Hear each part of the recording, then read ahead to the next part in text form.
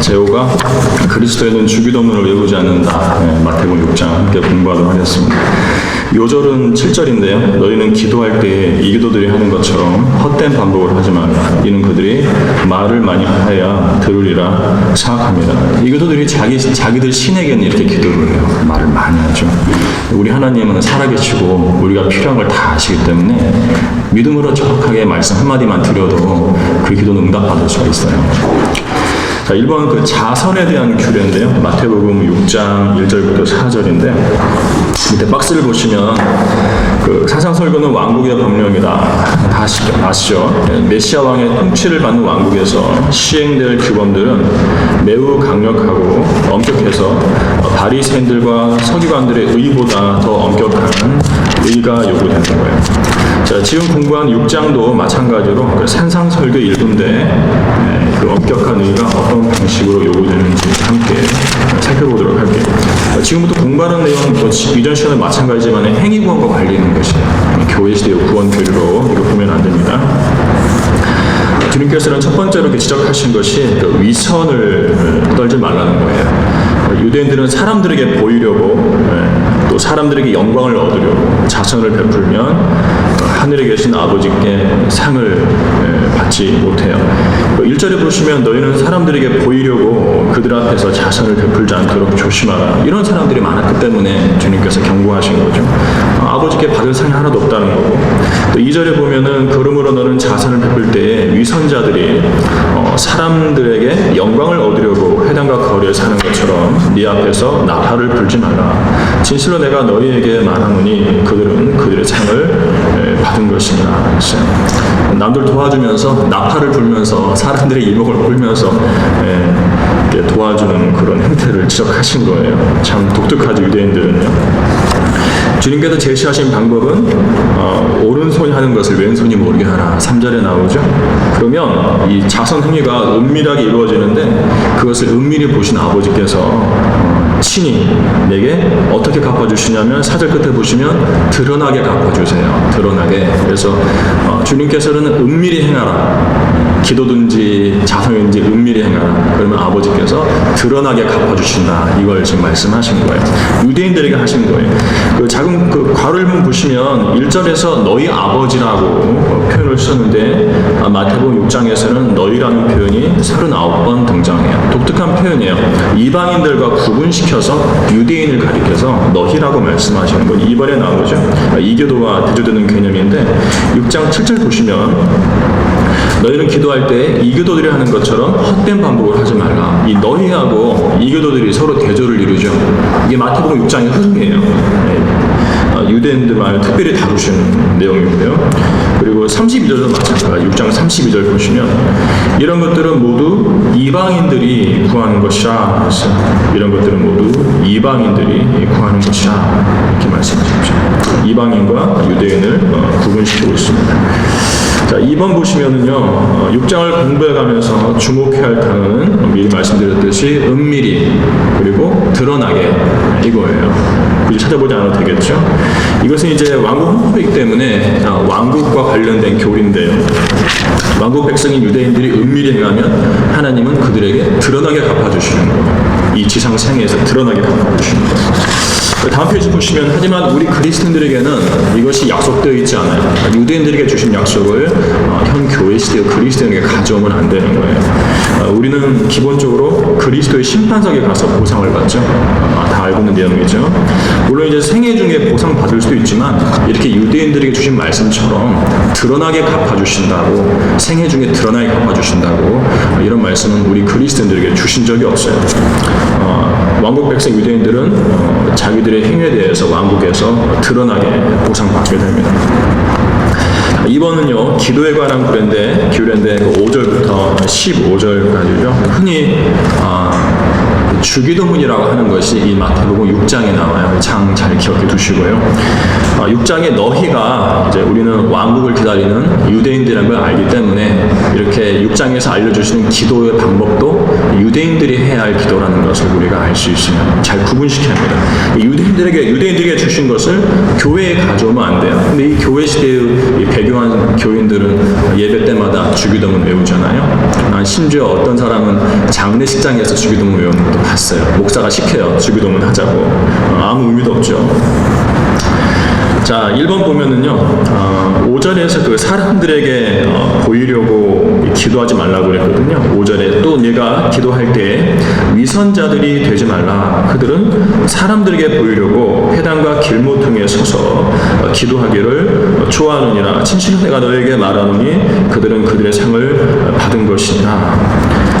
길 가다가도 모퉁이에 서가지고 기도를 하면 상당히 신실하게 보이고 기도의 사람으로 보이는데 주님께서 보실 때는 그 사람들이 지나가는 사람들 보라고 사람들에게 보이려고 기도한다고 위선자들이라고 좀 지적하고 계시는 거예요.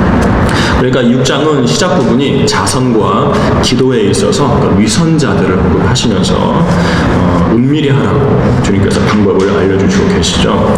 골방에서 드리는 은밀한 기도를 6절에서 강조하시죠. 6절 보시면 그러나 너는 기도할 때에 내 골방에 들어가 방문을 닫고 은밀히 계신 내 아버지께 기도하라. 그러면 은밀히 보시는 내 아버지께서 너에게 드러나게 갚아주시리라. 이렇게 약속을 하고 계시는 거예요.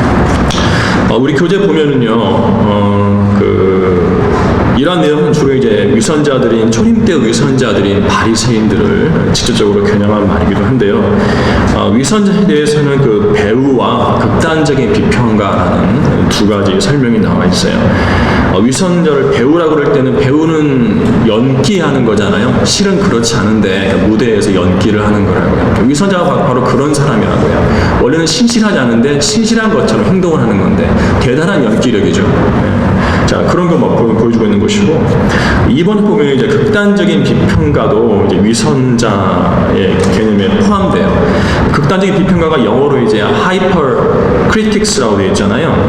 hyper는 이제 밑에 보면은 극단적인이라는 뜻이고, critics는 비평가들이라는 말인데, 위선자가 hypocrite예요. 어감이 비슷하죠. 하이퍼크리틱스하고 히포크리트 같은 어원에서 나왔다는 거죠. 그래서 이 위선자는 극단적인 비평가들을 지칭하기도 한다는 거죠. 어떤 면에서 주님이 기적을 베풀고 주님께서 메시아 왕이시라는 것을 아무리 증명해 보여도 그걸 가지고 비평을 하는 거예요. 극단적으로. 이것이 초림 때 그 바리새인들의 행태였어요. 다 읽어볼 수는 없고요. 1번부터 4번까지 눈으로 쭉 훑으시고 그 5번 보시면 다음 페이지인가요? 5번 보시면 그 마가복음 8장 9절 10절 다루는데 우리 마가복음 한번 가서 보도록 할게요. 어느 정도로까지 극단적으로 비평을 하는지. 마가복음 8장 가겠습니다. 마가복음 8장 9절 보세요.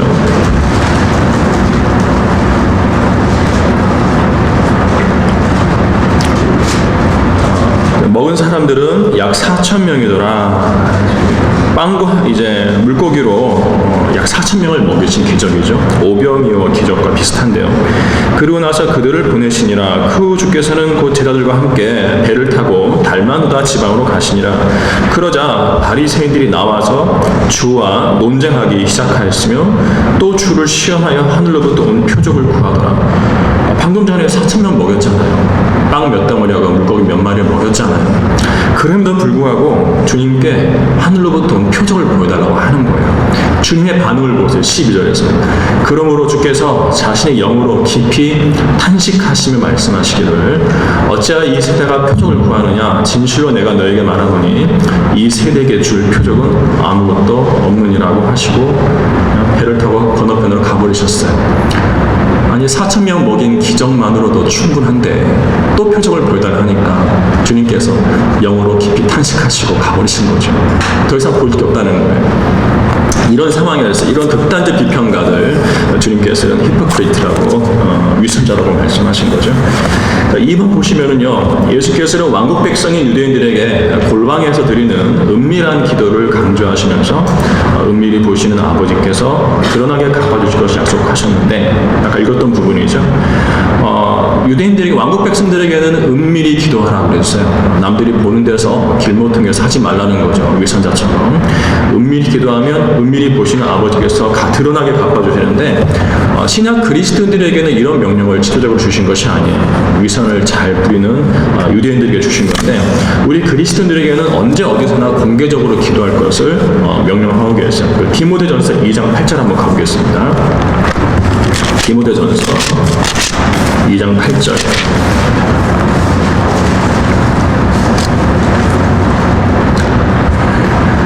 그러므로 나는 남자들이 성냄과 주저함이 없이 어디서나 거룩한 손들을 들고 기도하기를 바라노라. 이 손을 들고 기도하는 것은 이제 유대인들의 이제 기도 방식인데요. 신약 그리스도인들에게도 이렇게 하라고 말씀을 전하고 있어요. 그런데 그 성냄과 주저함이 없이 이제 어디서나 거룩한 손을 들고 기도하라고 명령하고 있습니다. 성냄이라는 것은 기도할 때 누군가에 대해서 성이 난 상태에서 기도하지 말라는 거예요. 그런 기도는 응답이 안 돼요. 다른 성도에게 화가 난 상태에서 기도를 해요. 기도 응답이 안 된다는 거고, 이 주저함이 없이 하라는 것은 하나님께 나아갈 때 주저하지 말라는 거죠.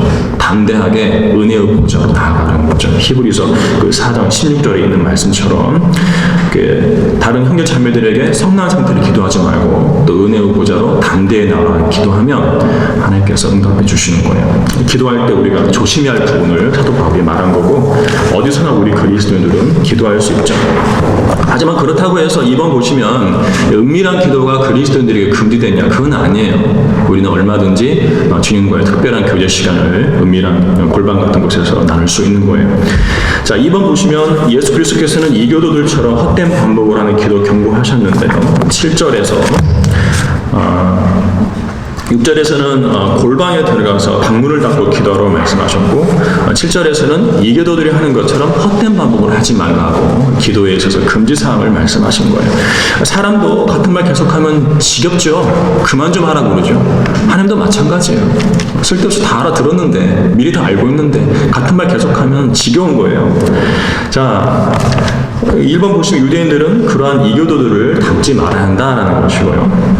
무엇이 필요한지 아버지께 다 알고 계시니까. 자, 2번 보시면 헛된 반복에는 두 가지 의미가 있는데, 첫 번째는 아무 의미도 없는 말을 헛되게 반복하는 것. 그 제도권 교회 사람들 방언한다 그러죠. 알아듣지 못할 소리 랄랄랄라 하잖아요. 그런 거 하지 말라는 거죠. 또 의미 있는 말이지만은 뜻은 있지만 그것을 계속 반복적으로 기도하는 것도 하나님께는 합당하지가 않다는 것이에요. 이런 것들은 다 이교도들의 실행이죠. 충돌도 방언한다 그러잖아요. 새벽 영도할 때.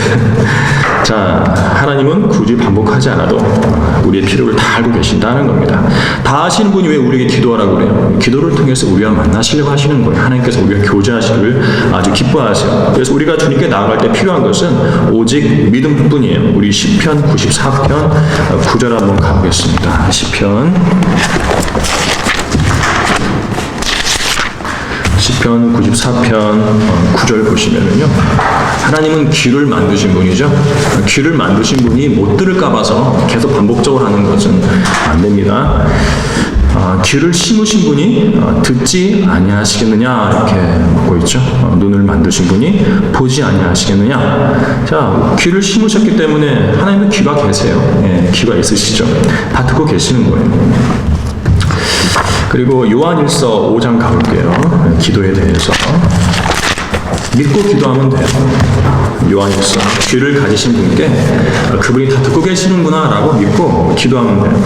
요한일서 5장 14절과 15절인데 담대하게 기도하세요. 주저하지 말고. 우리가 그의 안에서 가지는 담대함이 이것이니 그의 뜻대로 무엇인지 구하면 그가 우리를 들으시는 것이라. 우리가 구하는 것은 무엇이나 그가 들으시는 줄 안다면 귀가 있으니까 듣잖아요. 우리가 그의 구한 요청들을 받은 줄도 아느니라 하고 기도 응답에 대해서 말씀하고 계십니다. 필요한 것은 믿음이에요. 반복적인 말이 아니라 믿음입니다. 자, 오늘 강의의 핵심인데 3번 보시면은요, 6장 9절부터 13절까지 소위 이제 주기도문이라고 알려지고 있는 기도에 대해서 보도록 하겠습니다. 이것은 결코 교회를 위한 기도가 아니에요. 왕국을 기다리는 왕국 백성인 유대인들이 드려야 할 기도죠. 이것은 이제 1번 보면은 그 천년왕국 헌법인 산상설교는 5장부터 7장까지입니다. 5장부터 7장까지요. 산상설교를 하시던 중에 유대인 12제자에게 가르쳐 주신 대환란 때 드릴 기도예요. 대환란은 천년왕국 이전에 있게 될 전무후무한 대재앙으로 2번 보시면요, 이스라엘과 관련된 야곱의 고난의 때, 야곱의 새 이름이 이스라엘이잖아요. 그래서 야곱의 고난의 때는 이스라엘의 고난의 때라는 의미예요. 예레미야 30장 7절 이렇게 묘사돼요. 야곱 곧 이스라엘의 고난의 때라면 주님은 주님의 백성 이스라엘이 그 고난을 통과할 수 있도록 기도에 있어서 도움을 주셔야 해요. 어차피 왕국을 초림 때 가져오는 거는 실패하는 거 다 알고 계셨기 때문에 이렇게 왕국 헌법을 제시하시면서 대환란 때 드릴 기도를 주님께서 미리 알려주시는 거죠. 자, 유대인 제자들에게 특별히 알려주셨기 때문에 그 마태복음 6장의 기도는 제자들을 위한 기도라고 하는 게 훨씬 더 성경적입니다. 주님은 이런 기도 안 하세요. 제자들에게 이런 기도를 알려주신 거기 때문에 주기도문이 아니라 제자들을 위한 기도가 맞는 이름이죠. 자, 이렇게 말할 수 있는 현적 근거가 무엇인가? 자, 4번 보시면 제자들을 위한 기도는 이렇게 해석되어야 합니다. 첫 번째 1번 주님께서는 그러므로 너희는 이렇게 기도하라고 아까 배웠듯이 유대인들에게 말씀하고 계세요. 이교도들과 분리시키셨죠. 설명된 부분이니까요. 작은 괄호 1번도 문맥상 십자가 이전에 여전히 율법하에 있는 유대인 제자들에게 알려주신 기도죠. 이스라엘은 하나님께서 민족적으로 낳으신 한 아들이에요. 우리 출애굽기 4장 22절 보겠습니다. 그들의 그 민족적 출발이 하나님께는 한 아들로서 첫 태생으로서 출발을 했어요. 그래서 주님께서 그들을 다루실 때 너희라고 민족적으로 다루시는 거예요. 개인적으로 다루지 않으세요. 출애굽기 4장 22절 보시면은 주님께서 모세를 파라오에게 보내시면서 이렇게 말하라고 하셨어요. 너는 파라오에게 말하기를 주가 이같이 말하노라 이스라엘은 내 아들이요 내 첫태생이니라 그랬죠. 내 아들들이 아니에요. 내 아들이 하나밖에 없는 것처럼 말씀하셨어요. 첫태생이에요. 첫째 아들, 하나밖에 없는 첫째 아들. 이렇게 말씀하신 거죠. 이후로는 이스라엘은 하나님께 민족적으로 하나의 단위로서 다름을 받게 됩니다. 그래서 이스라엘 민족이 개인이 하나님을 부를 때에도 나의 하나님이라고 하지 않고 우리 하나님이라고 불러요. 우리 2번에 보시면 우리 하나님 여호수아 24장 24절이나 사무엘상 7장 8절, 열왕기하 19장 19절 중에서 나의 하나님이라고 부르지 않고 우리 하나님이라고 이렇게 부르는데, 마찬가지로 그 마태복음 6장 9절에서 3번에 보시면 하늘에 계신 나의 아버지 하지 않고 하늘에 계신 우리 아버지라고 부르는 거예요. 우리 아버지. 유대인들이 그들의 하나님을 민족적으로 부를 때 사용하는 이름이죠. 우리 하나님, 우리 아버지. 유대인들이 그들의 하나님을 부르는 것입니다. 자, 유대인들이 그들의 하나님을 부름으로써 시작되는 기도가 바로 이 제자들을 위한 기도예요. 2번 보시면은요, 두 번째는 이제 아버지의 왕국이 임하시오며 아버지의 뜻이 하늘에서와 같이 땅에서도 이루어지리다라고 말씀하고 있어요. 그러니까 이 왕국, 이 천국이라는 것은요, 왜 천국인가, 왜 킹덤 오브 헤븐인가, 하늘의 왕국이잖아요. 따지고 보면 이름 자체가. 그것은 하늘에 계신 아버지의 뜻이 땅에서 이루어지는 왕국이기 때문에 천국이라고 말을 해요. 그래서 The Kingdom of Heaven이죠. 여기서 그냥 이렇게 아버지의 왕국이 임하시오며라고 했는데, 이것은 왕국이 아직 임하지 않았죠. 아직 임하지 않은 상태에서 알려주신 기도예요. 그래서 아버지의 왕국이 임하시오며 임하게 해주십시오라고 기도하는 거예요. 왕국을 기다리면서 그 왕국 백성인 유대인들이 드려야 할 기도라는 것이 바로 이 단순한 표현에서 다 드러나는 것이에요. 왕국이 오는 것, 나의 킹덤 컴이죠. 앞으로 오는 것. 이미 왔다가 아니에요. 앞으로 올 때 그걸 기다리면서 드리는 기도라는 거죠. 2번 보면은요, 이것은 대환란 직후 도래할 물리적이고 가시적인 지상 왕국을 가리키는 거고요. 결코 성령 안에서 의와 화평과 기쁨이요, 또 누가복음 17장 21절에서 너희 안에 있다고 영적인 왕국을 말씀하신 하나님의 나라가 아니다라는 거죠. 물리적인 왕국을 도래하도록 기도하는 것이 바로 이 기도예요. 하나님의 나라는 영적인 나라인데 성령 안에서 의와 화평과 기쁨 이런 것들을 풍요들을 누리는 날을 가리키고요. 하지만 이 마태복음 6장이 아버지의 왕국이 임하시오면은 분명히 지상 왕국, 메시아 왕께서 가져오실 유대인들이 바라는 지상 왕국을 기다리는 거예요. 3번 보면은요, 또 오늘 우리에게 일용할 양식을 주시옵고라고 11절에서 기도하라고 말씀하셨어요. 자, 오늘 우리 유대인들에게, 이스라엘 민족에게 일용할 양식을 주시라고 기도하라고 그랬는데, 대환란 때 이 기도가 절대적으로 필요하죠. 매일의 양식을 하나님으로부터 유대인 환란 성도들은 받아 먹어야 돼요. 이 기도는 반드시 날마다 드리라는 것입니다. 작은 괄호 2번은 이 내용이 간단하게 이렇게 요약되어 있는데요. 읽어보면은요, 유대인 환란 성도들은 대환란 때 적그리스도의 박해를 피해 광야로 가서 3년 반 동안 초자연적으로 부양을 받게 되는데요. 그때는 정말 하루하루의 양식을 위해 간절히 기도하지 않으면 안 되는 때예요. 왜요? 짐승의 표를 받지 않으면 식량을 살 수가 없죠. 인간에게는 늘 배고픔이 문제 아니겠어요? 배고픔만 해결되면 정말 편하게 살 수 있어요. 일하지 않아도 되죠. 배가 고프기 때문에 일해서 사는 거 아닙니까? 그래서 적그리스도가 이제 그 식량으로 전 세계를 통제하는 시대가 바로 대환란 시대인데, 하나님께서는 유대인들이 이렇게 매일 그 일용할 양식을 위해서 하나님께 기도를 하면 주님께서는 만나로 응답을 해주시는 거예요. 다른 특별한 것이 아니라 만나로 응답을 해주시는데, 이것이 이제 출애굽 때 광야 40년 동안 이스라엘이 하늘에서 내려온 만나를 먹은 사건이 이것을 예표하는 거죠. 3번에 보면은 그런 내용이 있죠. 우리 이것을 한번 자세히 볼게요. 출애굽 16장 말고요. 출애굽 16장은 이제 만나가 내려온 것을 성경 최초로 언급한 것이고, 후에 시편 78편에서 이것을 출애굽기에 나오지 않은 내용이 자세히 언급되어 있어요. 시편 78편 보십시오. 시편 78편 25절, 만나가 도대체 어떻게 내린 것인지 한번 보도록 하겠습니다. 시편 78편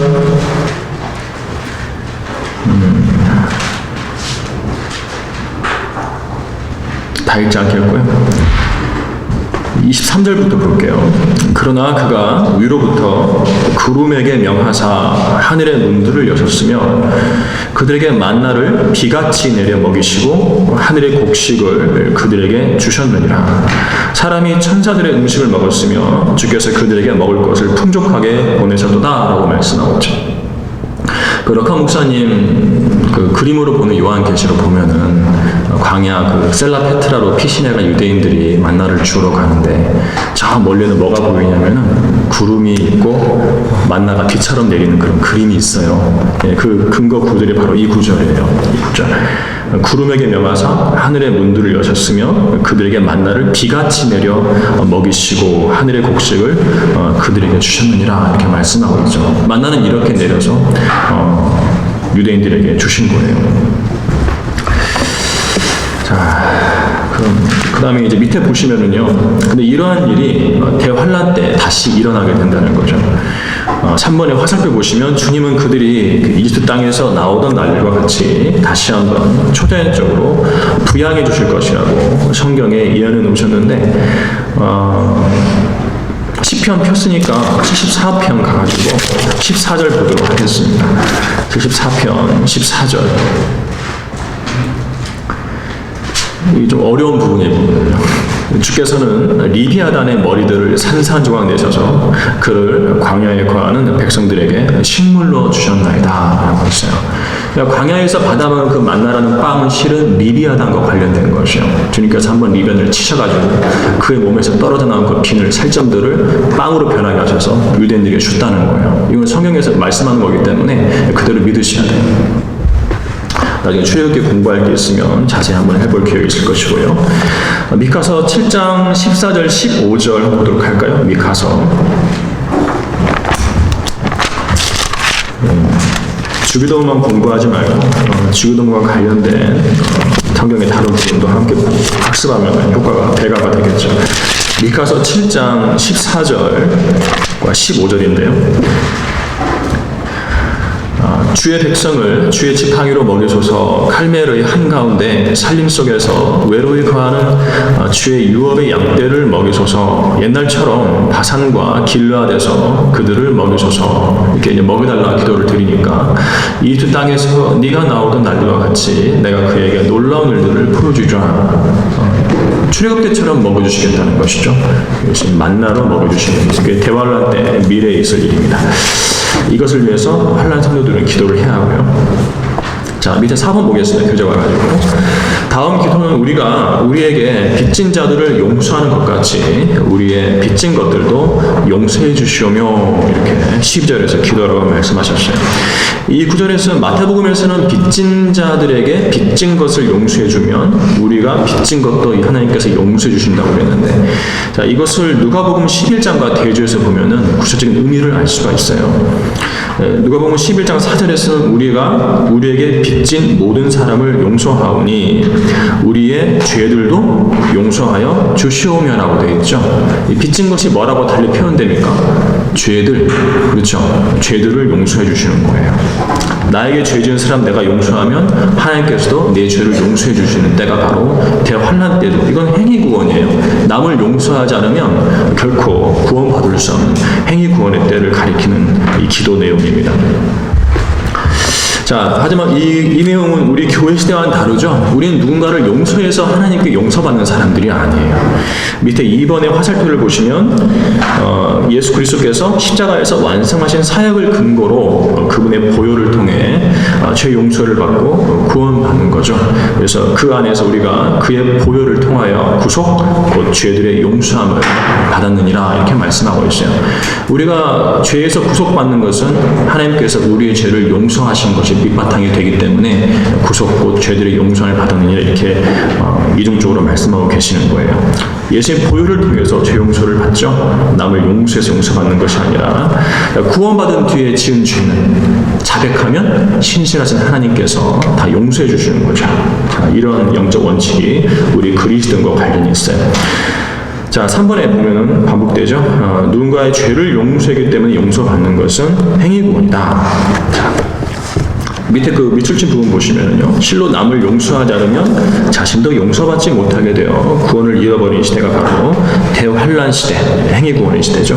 자, 5번 보시면은요, 자, 우리를 시험에 들지 않게 하옵시고 악에서 구하여 주시옵소서라고 말씀하고 있어요.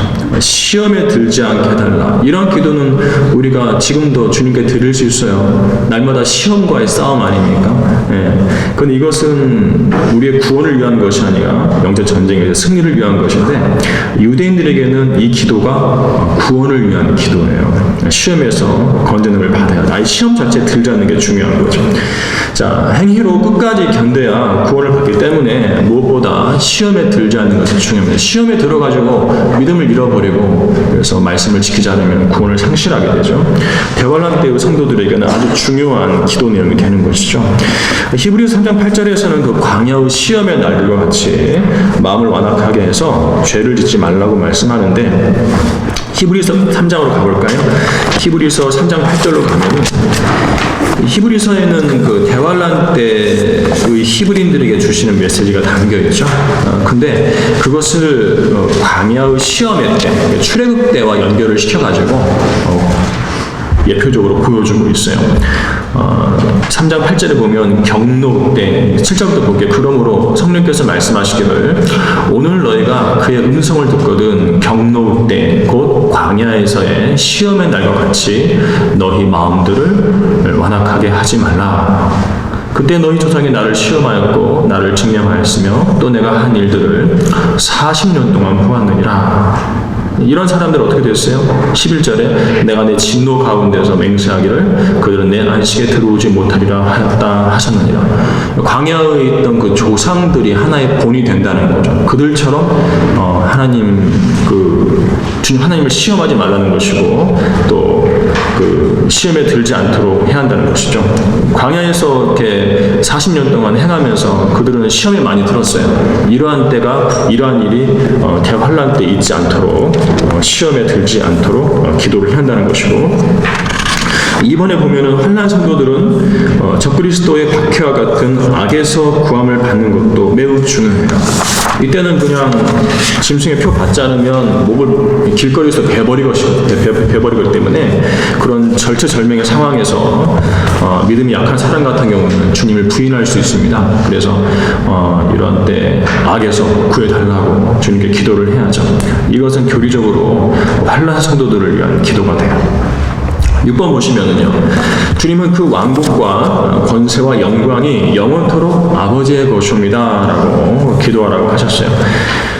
이 기도의 시작이 왕국으로 시작됐잖아요. 아버지의 왕국이 임하시오며 시작됐잖아요. 기도가 끝날 때에도 왕국으로 끝나요. 왕국으로 시작해서 왕국으로 끝나는 것이 바로 마태복음 6장의 제자들을 위한 기도입니다. 기도의 시작과 끝이 왕국에 초점 맞춰 있다. 1번에 화살표에 나와 있고요.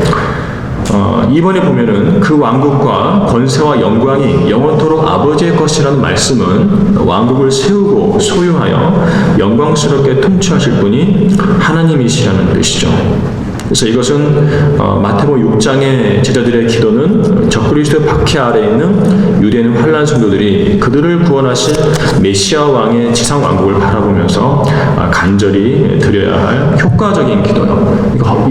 이 교도들처럼 헛된 반복하지 말라고 하신 뒤에 가르쳐 주신 기도이기 때문에 쓸데없이 말 반복적으로 하지 말고 이렇게만 기도를 하면 아버지께서 들으시고 드러나게 갚아주시게 된다는 거죠. 자, 그런 기도가 되는 거죠. 하나님의 그 은혜 아래 있는 신약 그리스도와는 무관한 기도입니다. 자, 5번 보면은요, 우리 마태복음 6장 다시 펴고요, 성경 펴시고, 이게 기도가 끝났는데 주님께서 14절에서요, 14절과 15절에서 용서의 말씀을 한 번 더 강조하고 계세요. 만일 너희가 사람들의 허물을 용서하면 하늘에 계신 너희 아버지께서도 너희를 용서하실 것이니라. 그러나 만일 너희가 사람들의 허물을 용서하지 아니하면 너희 아버지께서도 너희의 허물을 용서하지 아니하실 것이니라. 또 용서를 다시 한번 강조하고 있죠. 왕국 헌법에서 용서를 이렇게 강조한다는 것은 대환란 때 용서가 구원에 있어서의 핵심적인 요소가 될 것이기 때문에 그래요. 우리도 용서하기 힘든 경우가 많죠. 사람이 서로 만나면은 서로 틀어지는 일이 많이 생겨요. 자주 생깁니다. 그런 일이 대환란 때 생기게 되면 구원을 상실하게 되기 때문에 용서에 대해서 주님이 상당히 강조하신 거예요. 6번에 보시면은요, 5번의 그 참조 구절로 5장 10절과 12절을 제가 달아놨는데 10절 한번 보시겠습니까? 10절. 5장 의로 인하여 박해를 받는 자들은 복이 있나니 천국이 그들의 것임이라. 나로 인하여 사람들이 너희를 욕하고 박해하고 거짓으로 꾸며 가장 악한 말로 너희를 거슬러 말할 때에 너희에게 복이 있나니 기뻐하고 크게 즐거워하라. 이는 하늘에서 너희의 상이 큼이라. 너희 앞서 있었던 선지자들도 그들이 이같이 박해하였느니라. 그러니까 그 10절과 11절과 같은 상황이 일어나면은 용서를 해야 한다는 거죠. 환난 성도들은요, 미워하면 안 된다는 거예요. 중요해요. 여기서요, 계시록 13장 가볼까요? 계시록. 박해를 받을 때 용서해야 한다는 거. 용서하지 않으면 구원을 상실할 수가 있어요. 육신적으로 대응을 해버리면은. 계시록 볼게요. 계시록 13장 10절 보겠습니다. 10절 보면은요, 포로로 삼는 자는 그도 포로가 될 것이요 칼로 죽이는 자는 그도 칼에 죽게 될 것이라. 여기에 성도들의 인내와 믿음이 있느니라. 믿고 끝까지 인내해야 구원받는데요, 누군가 나를 포로로 삼으러 왔다고 해서 내가 그 사람을 사로잡고 포로로 삼아요? 그럼 구원 상실한다는 거죠. 칼로 나를 죽이려 하면 내가 그 사람을 칼로 죽여요? 내가 구원을 잃어버린다는 것이죠. 여기에 성도들의 인내와 믿음이 있다고 주님께서 강조하고 계십니다. 용서해야 돼. 용서하고 죽어줘야죠, 내가. 그때가 바로 대환란 때입니다. 자, 6번 보시면은요, 금식도요, 알려주셨어요. 사람들에게 보이려고 하지 말라고 말씀하셨죠. 그것이 이제 6장 16절부터 18절까지 넘어가도록 할게요. 넘어가도록 하고요. 그 다음에 다음 페이지 보시면은요, 신약 교회 시대도 금식이 필요하다는 거 읽어보시기 바라고. 하지만 그 금식은 사람들에게 보이려 있는 것이 아니라 하나님 앞에 진실한 것이 아니다. 그런 원칙 같아요. 3번 보시면 이제 물질 대 하나님의 의라고 19절부터 34절까지의 내용인데, 밑에 박스를 보시면은 마태복음 6장 19절부터 34절은 다소 긴 내용입니다. 긴 내용이기 때문에 내용이 서로 분리되어 있고 다른 것을 언급하는 것 같지만 실은 하나의 그 논지를 갖고 있어요. 하나의 내용이에요. 이 구절들은 전부 다 끝까지. 하루하루를 물질에 얽매여 물질을 섬기면서 살지 말고 하나님을 섬김으로써 모든 필요를 충족받으라는 거, 바로 이걸 담고 있는 내용이에요. 상당히 길어요. 그래서 19절부터 한번 연결해서 보도록 할게요. 주위에서 보시면 됩니다. 1번은요, 겸과 녹이 해치고 도둑들이 뚫고 들어와 도둑질에 가는 땅의 보물을 쌓지 말고 너희 자신을 위하여 도둑맞을 염려가 없는 하늘의 보물을 쌓아두라고 19절, 29, 20절 말씀하고 계시죠. 신학관에서 다 읽지 않겠습니다. 이 내용이니까요. 그래서 21절에서 어떻게 말씀하시냐면 너희 보물이 있는 곳에 너희 마음도 있느니라고 말씀하셨어요. 그러니까 땅에 보물을 둔 사람은 땅의 마음이 있고 하늘의 보물을 쌓는 사람은 그 마음이 하늘에 있다고 말씀하고 있어요. 여러분 생각해 보세요. 마음이 선한 사람은 눈도 선하죠. 마음이 악해지면 눈도 악해져요. 이러한 논리가 쭉 이어지는 거예요. 한번 보도록 할게요. 밑에 화살표는요, 사도 바울도 우리의 마음을 하늘에 두라고 동일하게 명령했다는 내용이 나오죠. 위에 있는 것들에 너희 마음을 두고 땅에 있는 것들에 마음을 두지 말라. 이건 뭐 초림 때 주님 말씀뿐만 아니라 지금도 마찬가지예요. 성도는 마음을 하늘에 둬야죠. 우리가 바라보는 것은 보이는 것들이 아니요 보이지 않는 것들이라. 이는 보이는 것들은 잠깐뿐이지만 보이지 않는 것들은 영원하기 때문이라. 보이지 않는 것에 마음을 둬야죠. 그런데 2번 보시면 이어서 주님께서는 순전한 눈하고 악한 눈을 갑자기 말씀을 하세요. 22절과 23절이죠. 자, 한번 볼까요? 22, 23절. 자, 몸의 빛은 눈이라. 그러므로 네 눈이 순전하면 온몸이 빛으로 가득 찰 것이요 만일 내 눈이 악하면 내 온몸도 어둠으로 가득 찰 것이라. 그러므로 내 안에 있는 빛이 어둠이 되면 그 어둠이 얼마나 크겠느냐라고 말씀하셨어요. 자, 21절에서는 마음을 언급하셨는데요. 22, 23절에서는 눈을 언급을 하시고 끝에 가서는 네 안에 있는 빛이 어둠이 되면 그 어둠이 얼마나 크겠느냐라고 인간의 마음과 관련해서 연결을 시켜주고 계세요. 자, 그런데 전후 문맥이 어떤 문맥입니까? 22, 23절 앞의 문맥은 19, 20절에서 우리 교재 보면은 하늘의 보물하고 땅의 보물을 대조시키셨죠. 마음을 하늘에 들어가셨고, 그리고 22, 23절 뒤에 24절에서는요 뭐라 되어 있어요? 갑자기 또 아무도 두 주인을 섬길 수 없나니 이는 그가 한쪽을 미워하고 다른 쪽을 사랑하거나 한쪽을 존중하고 다른 쪽을 경시하게 됨이라. 너희가 하나님과 재물을 동시에 섬길 수 없느니라고 했잖아요. 다시 재물로 돌아오잖아요. 19, 20절에서 재물 이야기하다가 보물 이야기하다가 눈 이야기하다가 또 24절에서 다시 재물 그 이야기 돌아오는 거예요. 같은 문맥의 이것이요. 그렇게 보시라는 거죠. 결론적으로 하늘에 보물을 쌓아둔 사람은 그 마음이 선하기 때문에 그 눈빛이 선하게 된다는 거죠. 눈이 순전해지죠. 자, 눈을 땅에 두는가 하늘에 두는가 문제. 괄호 1번 보시면은요, 설명됐죠. 그 다음에 2번 보시면 이것은 너희 보물이 있는 곳에 너희 마음 둔이라는 말은 바로 앞절의 말씀에서 보듯 마음의 문제고요. 그 마음이 눈에 영향을 주고 눈이 온몸에 영향을 주는 거죠. 눈이 순전하면 온몸도 빛으로 가득 찬다. 바로 그런 논리예요. 눈은 마음의 반영이다. 자, 뭐 3번도 설명이 되죠. 다음 페이지. 지상에 살면서 우리는 하나님과 재물을 동시에 섬길 수 없기 때문에 우리의 보물을 하늘에 쌓아두는 그런 사람이 되라는 거죠. 그러면 마음이 선해지고 눈이 순전해져서 온몸도 빛으로 가득 차게 된다. 주님께서 그런 말씀을 하시는 거죠. 외모 자체가 바뀌는 거죠. 큰 3번 보겠습니다. 42페이지. 주님께서는 이어서 이제 그러므로라고 하세요. 내용이 끝나는 게 아니에요. 계속 이어지는 거죠. 그러므로라고 말씀하시죠. 19절부터 내용이 한 가지 이렇게 확증해 주고 계세요. 그러므로 읽어볼게요. 25절에 그러므로 내가 너희에게 말하노니 너희 목숨을 위하여 무엇을 먹을까 무엇을 마실까 또 몸을 위하여 무엇을 입을까 염려하지 말라. 문제는 염려에 있어요. 염려하면 땅의 보물을 쌓아두려 하는 거죠. 염려하지 않고 하나님을 의지하면 하늘의 보물을 쌓아두고 하나님께로부터 모든 걸 공급받으려 하는 거죠. 그런 사람의 눈은 선해지는 거죠. 자, 목숨이 음식보다 중요하지 아니하며 몸이 의복보다 중요하지 아니하냐. 자, 1번 보세요. 결국 사람이 마음과 눈을 땅에 두고 땅의 보물을 쌓는 일에 몰두하며 재물을 주인으로 섬기는 것은 자신의 목숨과 몸에 대한 염려 때문이라는 거예요. 세상 사람들이 왜 돈을 벌려고 혈안되어 있는가? 목숨과 몸에 대한 염려 때문이에요. 자, 그런데 2번 보시면은요, 주님께서는요, 그 뒤에 뭐라고 하시냐면은, 왕국 백성 유대인들에게 아버지께서 친히 먹이시는 공중의 새들, 그리고 아무리 염려해도 한 큐빗도 키울 수 없는 키, 그리고 수고도 길쌈도 하지 않아도 솔로몬보다 화려하게 옷을 입는 들의 백합화들을 예로 드시면서, 믿음이 적은 자들아라고 왕국 백성들을 책망을 하시는 거예요. 하나님의 자녀인 그들은 먹고 마시고 입는 문제에 대해서 아무런 염려도 할 필요가 없다라고 명령을 하시는 거죠. 자, 그래서 유대인들은 참으로 행복한 민족이에요. 하나님께 다 언급해 주시죠. 우리도 마찬가지로 그리스도인도.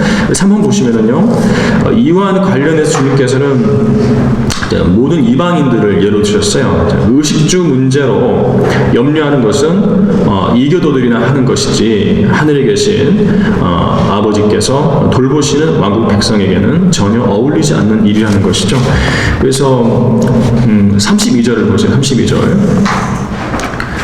이런 것들은 모두 이방인들이 구하는 것이라 하늘에 계신 너희 아버지께서는 너희에게 이런 모든 것이 필요한 줄 아시느니라 그랬죠. 우리 교주는 고쳐주세요. 모든 이방인들 해가지고 겸납에 표시했는데 그 모든을 빼시면 되겠어요. 이방인들을 예로 드셨죠. 이렇게 자기 목숨을 위해서, 몸을 위해서 염려하며 땅에 보물을 쌓으려고 혈안이 되는 것은 전부 다 이방인들이 하는 것이지 하나님의 백성인 유대인들이 해야 할 일은 아니라는 거죠. 왕국 백성에는 어울리지 않는다. 그래서 밑에 화살표 보면 하늘에 계신 너희 아버지, 또 너희 나왔죠? 유대인들요. 왕국 백성의 아버지께서는 너희에게 이런 모든 것이 필요한 줄 아시느니라 이렇게 되어 있습니다. 유대인들의 삶이 참 차원이 다르다는 거죠. 그걸 배울 수가 있어요. 자, 다음 페이지 보시면 4번 보시면은요, 주님께서는 육신을 입고 있기에 목숨과 몸을 위해 염려할 수밖에 없는 왕국 백성에게 그들의 필요가 날마다 충족될 수 있는 길을 결론적으로 제시를 하셨는데 그것이 바로 33절과 34절입니다. 읽어볼게요. 오히려 너희는 이방인들은 그럴지라도 너희는 그러지 말라는 거죠. 오히려 너희는 유대인들은 먼저 하나님의 나라와 그분의 의를 구하라. 그리하면 이 모든 것을 너희에게 더해 주시리라. 그러므로 내일을 위하여 염려하지 말라. 내일 일은 내일 염려할 것이요 그날의 재앙은 그날로 충분하니라. 그랬어요. 대환란 때는 하루하루가 재앙 자체죠. 그날로 충분합니다. 내일 염려할 필요 없어요. 그날을 위해서 하나님께 기도를 하고 하나님께 바르게 서 있어야 돼요. 그걸 말씀하시는 거죠. 그런데 주님께서 여기서 강조하신 것이 하나님의 나라와 그분의 의예요. 그러니까 마태복음 하면은 천국이 주로 강조가 되잖아요. 유대인의 왕께서 천국을 가져려고 하시잖아요. 회개하라 천국에 가까이 왔느니라고 말씀을 하시는데 유독 여기서는 하나님의 나라를 강조하십니다. 왜 그럴까요?